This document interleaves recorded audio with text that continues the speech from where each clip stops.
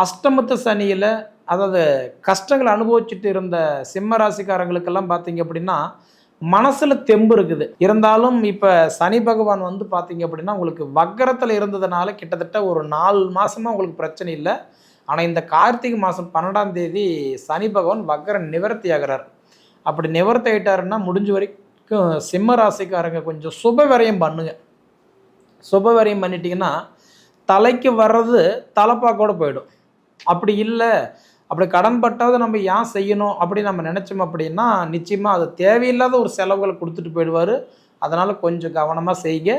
அப்போ அது போக பார்த்தீங்கன்னா உங்களுக்கு இப்போ 12ஆம் இடத்துல இருக்கிற குரு பகவான் வந்து இந்த கார்த்திகை 20ஆம் தேதி 11ஆம் இடத்துக்கு போகிறாரு, லாபஸ்தானத்துக்கு போகிறாரு. அந்த குரு பகவானே பார்த்துட்டிங்க அப்படின்னா உங்களுக்கு இப்போ 12ஆம் இடத்துல மறைஞ்சு நிற்கிறாரு. ஏன்னா 12ஆம் இடம் சொல்கிறது வந்து பார்த்தீங்கன்னா வேலை செய்ய கடன் பிரச்சனை கொஞ்சம் குறையும், உடல் உபாதைகள் கண்டிப்பாக கொஞ்சம்